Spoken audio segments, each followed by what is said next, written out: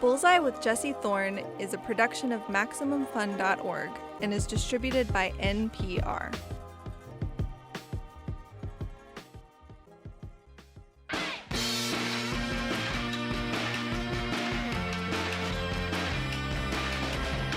Coming to you from my house in Los Angeles, it's Bullseye.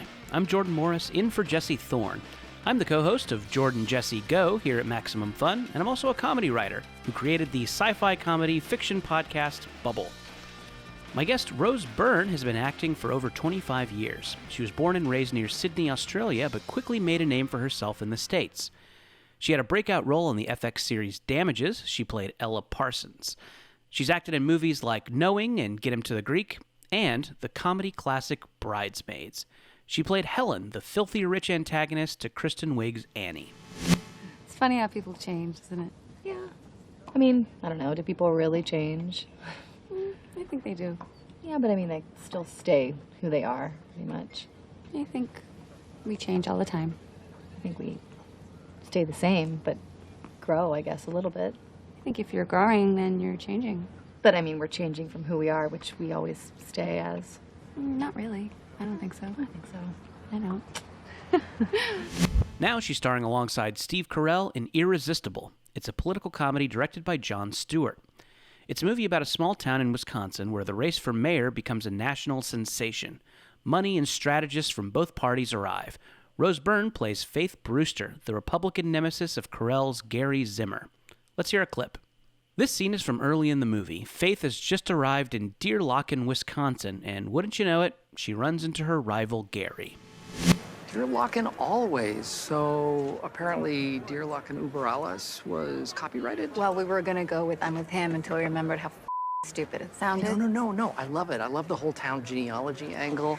It's got a real bold, you ain't from around here flavor with subtle notes of xenophobia. Not to mention the cognitive dissonance that your booth is basically a love letter to immigration. That's a great observation. So all these people are hypocrites? I'd run with that. All you have is fear. Now we're getting somewhere. $20 says I do better with fear than you do with shame. Rose Byrne, welcome to Bullseye. Thank you. So I want to talk about your new movie, Irresistible. And I think the best way to start the conversation is by talking about what I think is your character's first scene in the movie. You exit the scene by very aggressively licking Steve Carell's face. What was it like to film this moment just as an actor? And also, why do you think that's a good introduction to this character? Well, that was my first day on set. It was the first time I'd met Steve, the first time I'd met John. The first day is the licking scene? Oh my gosh. First day was the licking scene. So we shot it in sequence. You know, we shot our conversation first, and then at the end, we set up for the lick. And I remember I was far too timid initially, and John sort of had to act it out for me. Yeah, I realized quickly then that it's an intimidation tactic by Faith. And, she's not a nervous person by any means, and she really delights in the sort of the terrors of her job, I think. So, but as an actress, it was one of the more strange meetings, first scenes I've had to do. And I also had a lot of earrings and a lot of like bags and shoes and all this extra stuff going on. And Steve was very funny though. We laughed a lot, which was good. There was a lot of laughing in between takes and and then trying to not laugh so we could get through it. But once I realized how aggressive she had to be, it was a good introduction in that sense. So your character in this is fictional, but it's obviously based on, real people who work in Washington, real people who work in media. Did you study any particular real world people for this role? A few. I mean, John immediately pointed me toward the very well-known documentary from the 90s called The War Room. You know, that Penny Baker documentary, and it's just got great footage between James Corville and Mary Madeline, and their dynamic and their relationship, being on opposite sides, but also being in this romantic relationship and the kind of chemistry that they had. He really was inspired by with Faith and Gary. Look, Zim, Y'all punched your ticket on a changing demographic, and now Whitey don't want you back. Okay, Jeb, exclamation point. So why are you here? Because I enjoy demoralizing you. Because crushing the last piece of hope in your eyes really gets me off. You are a twisted Faith. And you don't know Jack. Please don't tell me that is the campaign slogan you came up with. This guy, Sim, he's not the last Jedi, and even if he were, I'd still crush him because that's what I do. You realize in that analogy, you're Darth Vader. Whatever you say, nerd. It's good to see you. Yeah. You look fat. I mean, I looked at everyone from, you know, your Megyn Kellys to Kellyanne Conway, all those sort of various strategists or members of the White House team or, pundits. In particular, you know, a Republican female strategist is a very particular type because there's not many of them. They have to have a certain sort of brashness or loudness about them, and it's a very specific type, really. that type of personality, type of look, usually as well. So I was trying to capture that. It was a lot of fun to do. So this movie has a pretty on its sleeve political message, and it's coming out in an election year. What did you think about signing on to a movie that has such a clear message in a time that, people are extra cognizant of politics? Is it nerve-wracking at all having something like this come out in a time like this? Well, I certainly, a year ago when we shot it, I did not realize there would be a global pandemic, unlike anything since 1918 right, or whatever, yes. And that there would be a reckoning of the racial, injustice in this country and the police force in this country, and we certainly didn't know that it would be so contentious and unprecedented, really, in the time that we're in right now. It was definitely, we were in the midst of the Trump administration, which was already so tumultuous and unpredictable. But now, of course, where we are now, no one could have predicted. So it's, I'm grateful the film's coming out at all. These things you don't know. So many things are being affected in the business. So I think it's exciting that it's getting a release on demand, and so it's a bit. I guess it's taken on even more weight because it's a political film in a time when this election is perhaps one of the most, it's got to be up there with the most important elections in history, really. So, and this film is about how we vote. So, I hope people vote. I hope people are inspired to vote after seeing it. I'd love to hear more about what John Stewart is like as a director. He strikes me as a guy who's pretty private. Since he left TV, he's, he kind of only pops up occasionally for interviews and appearances.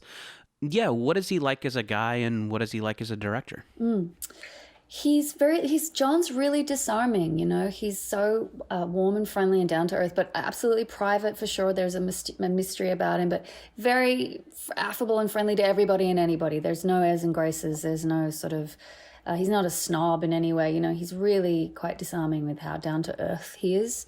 And as a director, he's really collaborative, and it was a lot of technical politico speak and slang and things that I struggled. Like I was like, I kind of understand the system and I'll be fine. And I quickly realized, I do not understand a lot of this. So having him shorthand, trying to explain stuff to me on the fly, it was a short shoot. We didn't have much time or money. It was by no means a big production. So he was really collaborative and would adjust things on the fly. So very flexible, not precious about stuff. Really, that doesn't work. That's too wordy. He's very critical of his own writing, and he's very quick to change things and adjust stuff to make it better, always looking to improve things, and very enthusiastic, really one of the crew, super energetic, and because it was such of his world too, this lampooning of politics, both sides, no one is kind of spared. it was really a pleasure because it's such his field, no? So it was great to. I felt very safe in with him driving the ship. More with Rose Byrne in just a minute. Coming up, is there a language barrier between Australians and Americans? According to Rose Byrne, yes. It's Bullseye from MaximumFun.org and NPR. Support for this podcast comes from HelloFresh. Get fresh, pre-measured ingredients and seasonal recipes delivered right to your door with the meal kit delivery service HelloFresh. Make home cooking fun, easy, and affordable. There's something for everyone, including low-calorie, vegetarian, and family-friendly recipes. Listeners can go to hellofresh.com/bullseye80, that's bullseye80, and use code bullseye80 to get $80 off, including free shipping on the first box. Additional restrictions apply. Visit hellofresh.com.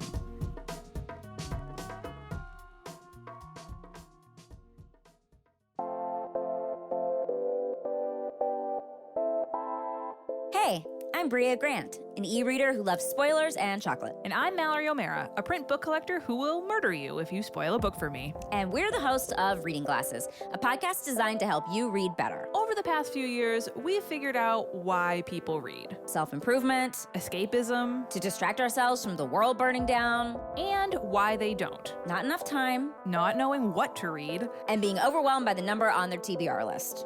And we're here to help you with that. We will help you conquer your TBR pile while probably adding a bunch of books to it. Reading Glasses. Every week on MaximumFun.org. These days, Chelsea Handler tries to keep her and her friends' white privilege in check. She starts really getting weepy, and I was like, well, what are you doing right now? You just said you read White Fragility. You cannot talk about reading White Fragility and start to cry. Comedian Chelsea Handler on white privilege and a new book. Listen to It's Been a Minute from NPR. Welcome back to Bullseye. I'm Jordan Morris, in for Jesse Thorn.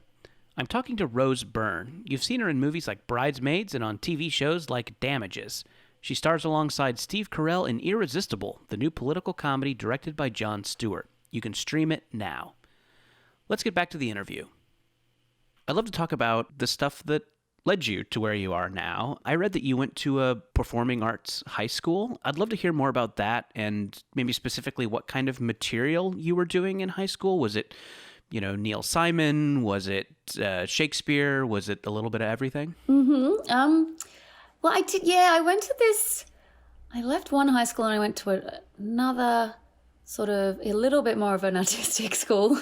It was also full of a lot of people who dropped out of other schools and they couldn't get in anywhere else. So they went to this college. I actually don't think it exists anymore, called Bradfield College. But in any case, it was definitely a lot of interesting types there. And we did a lot of self-devised work at Bradfield College. It was more really through my time at the Australian Theatre for Young People, ATYP, which is a theatre youth group that I sort of fell in love with, more like material-based stuff, and really studying English literature at school because you always, you're reading all of the classics and whether it's Shakespeare or Ibsen or, Arthur Miller or whomever. So it was sort of a combination of lots of experiences growing up, of seeing the theatre, studying, and at school, really kind of informed it all. But I started very young. Yeah, I was 8 when I started classes, like at the youth theatre group, and then 13 when I got my first professional job in Australia. When you got to that performing arts group and you kind of were immersed in this world of other theater people, were you like, oh, this is it, I've found my tribe? I did feel that, yes. Not to sound sort of cheesy and sentimental, but I did find, I'm Australian after all. Okay, we don't believe in any of that mushy stuff. I did feel like that when I went to ATYP. I did, yeah. I loved it. I was very young and I used to go with a bunch of kids from my neighbourhood and we would get the ferry across to Circular Quay and it was in this old beat-up warehouse and it was magical. I loved it. I was very much at home and I was shy. I wasn't a particularly, I don't know. You put me in a group and I'm quite quiet, but within the context of drama and imagination and all that stuff, I found it really fun and liberating. So I was one of those weird, quiet actors.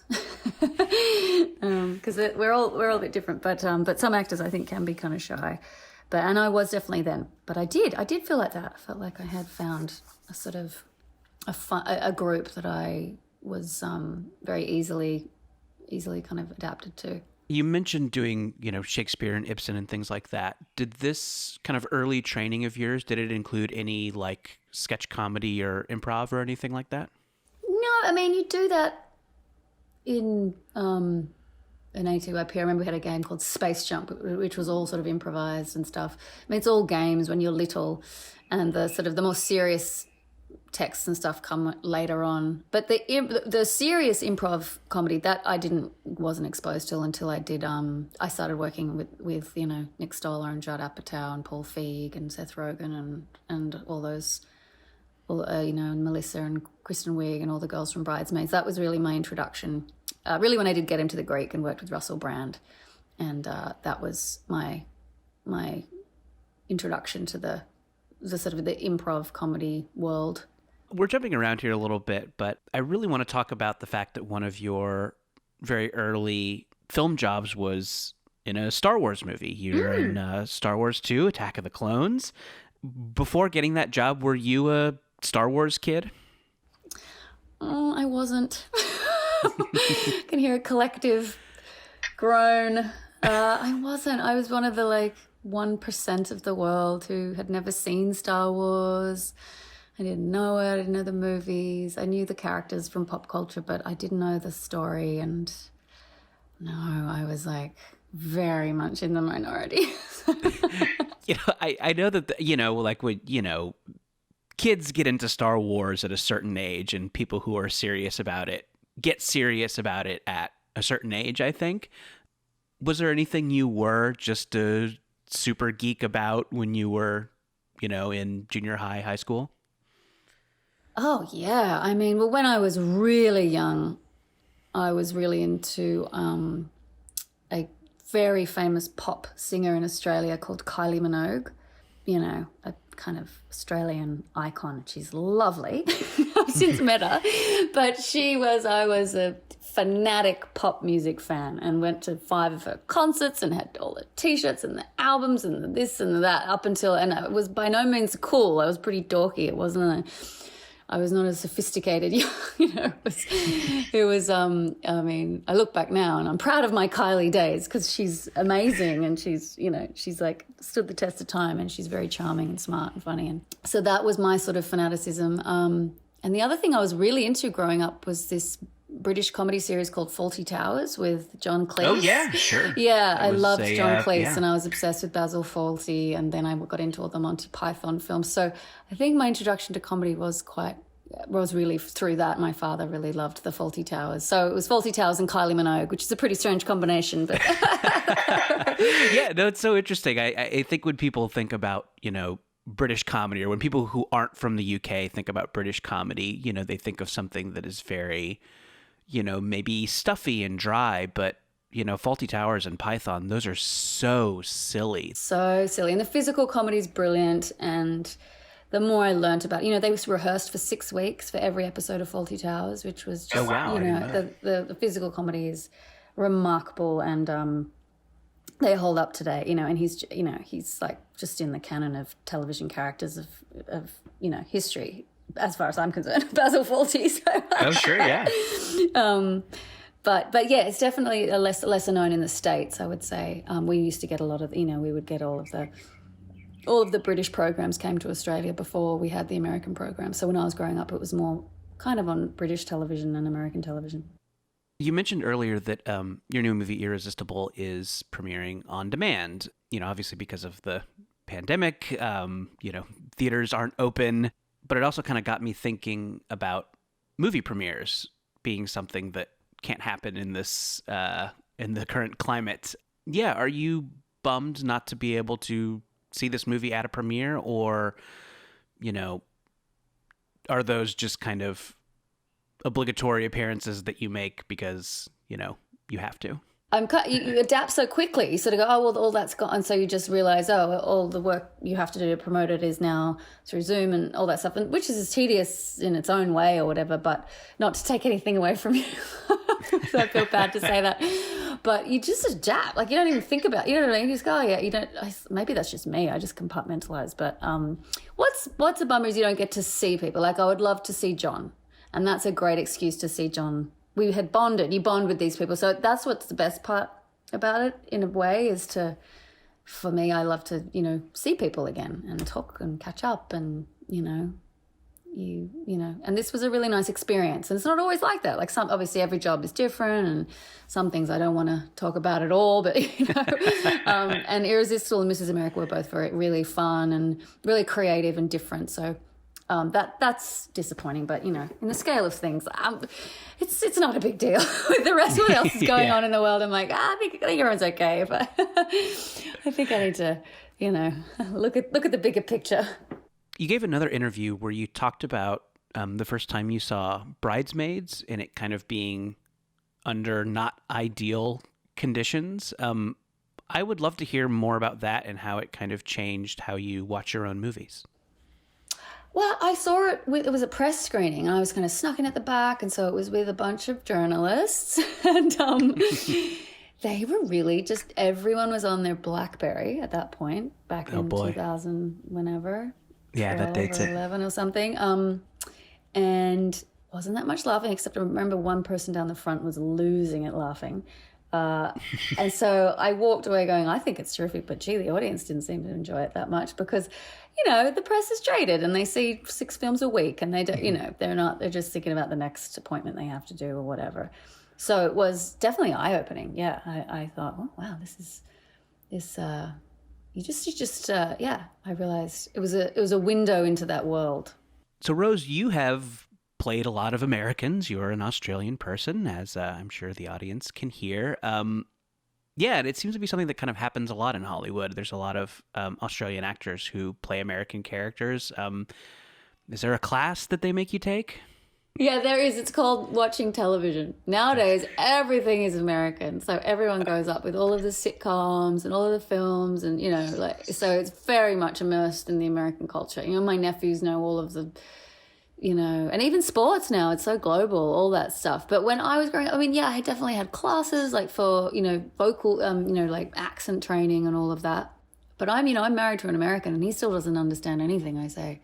I'll be like, where are my sunglasses? Or can you chuck me my sunnies? And he'll be like, what? What did you say? What did you say? So, I walk around just talking to myself all day in my house. They don't understand. But yeah, he's like, oh, they cast an Australian. Why are they always casting Australians? I don't know if it's as popular now, but there definitely was a trend for a while there of Aussie actors coming in and, popping up in every sort of, every kind of movie or TV show or whatever. So we are about out of time, and I think, maybe we have time for one more question. And I just had something that I really want to ask you about. It's a little off topic. It could be, something that we cut from the interview, but I just really want to know, what's Nicolas Cage like?